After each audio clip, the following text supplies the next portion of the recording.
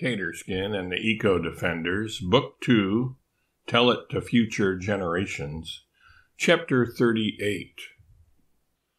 After resting up a bit, then walking around the top of the mountain and enjoying the view in all directions, we gathered to discuss what we would do while waiting.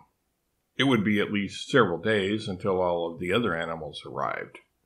Some of the birds would get there sooner, but Alexis agreed to hold down the fort in case the rest of us wanted to go somewhere for a little R&R. She would let them know the rest of us would be back within a couple of days or so. We would certainly return before the slowest of the animals made it there. Alexis would make good use of the time by training the birds, macaws of various colors, toucans, harpy eagles, wood storks, laughing falcons, stink birds, paradise tanagers, boat-billed herons, anhingas, and others.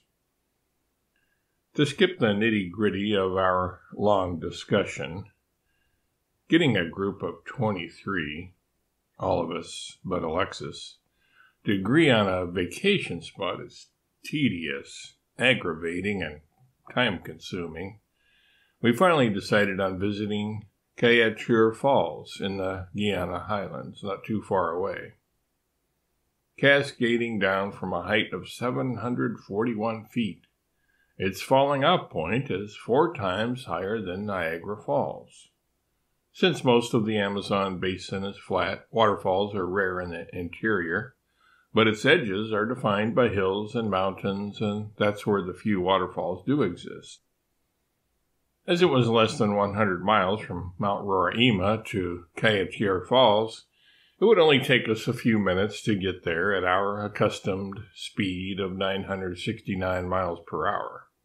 However, as we were on vacation and for once not in a hurry, and because the area was extraordinarily interesting to us, we slowed down to what seemed like a sloth's pace of around 50 miles per hour, and spent a leisurely couple of hours sightseeing on our way there. We heard the waterfall before we saw it. Some of us did, I should say. The humans saw it before they heard it, because their hearing is not nearly as acute as ours. We set our vehicles down between Kuruma Creek and the Potaro River above the falls. We had to land a couple of miles upriver of the falls, as its roar was otherwise too loud for us to hear ourselves think, let alone understand what others were saying. Albert had an idea which he considered to be brilliant. The rest of us wondered about it, though. That is to say, we didn't know if it was 1, feasible, let alone 2, safe. As best as I can recall, he put it this way. People used to go over the falls in a barrel, meaning I think they went over Niagara Falls in New York in an old pickle or whiskey barrel. That, though, was a recipe for disaster. The barrel would smash all the flinders, and then its occupant would also. Or, if they were preternaturally fortunate, simply get in a half-drowned condition and end up wetter than a muskrat. I have a better idea, one that is more safe and fun. We construct a giant see-through bubble made of rubber, with a circular steel rail on the inside, on which a seat is attached, or I should say connected. The seat would slide along the rail, thus acting as a sort of shock absorber. The inhabitant would roll with the flow instead of being whiplashed when the big rubber ball hit something hard like a boulder.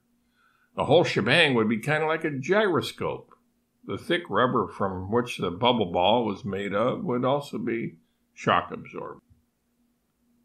Imagine the thrill of going over the falls sitting in one of those contraptions.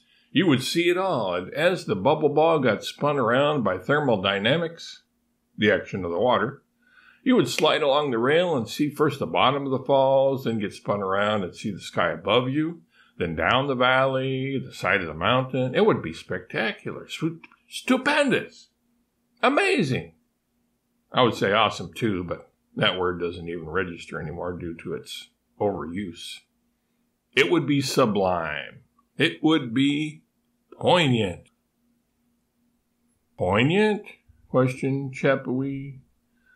I don't think that word means what I think it means, Albert finished her sentence. Yes, I admit, I just like the sound of it. I was merely checking to see if y'all were paying attention. Some of you were starting to look a little glassy-eyed there. Oh, we were paying attention all right, Chumbawamba said. I'm with you. I would like to try it myself. I reckon once we hit the water at the base of the falls, we would bounce way back up in the air again. Up, up, up, then back down into the water. Up, up, back down into the river, flowing away from the falls, up again, a little less high each time, until we finally would end up bobbing down the river, bouncing and bounding off boulders and such. But then, after our fun and games, how would we get out again?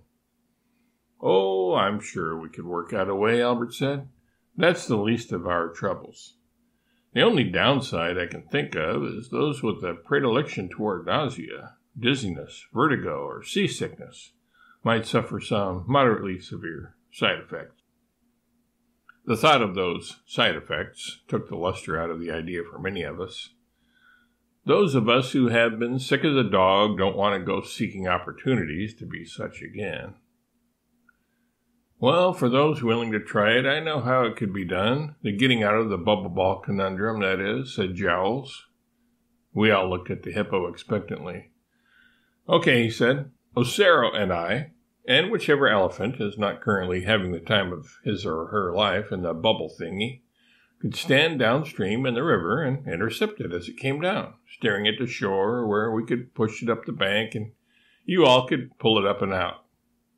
That'll work, said Albert, but he sighed. That was just me thinking out loud. It's something for later, perhaps. We don't have time for all that right now. We would have to gather the rubber from the rubber trees in the forest, shape it into a large hollow ball, get some steel, bend that into shape, construct a nice, comfy chair for the passenger.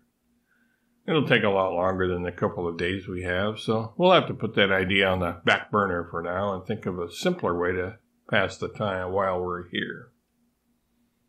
I wondered why Albert even went into all that detail about the bubble ball when he already knew, no doubt, that it wouldn't be possible for us to try it out on this trip. That's just the way humans are, I guess.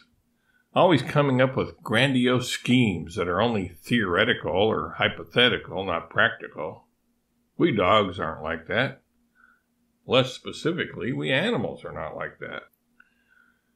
How about going over the falls in the Zephyr and the Androcles, and then flying out from the midst of the falls and following the river, Robet suggested. Oh, I could do that any time, Terry boasted. I don't need to be perched on or sitting in the Zephyr or the Androcles to do that.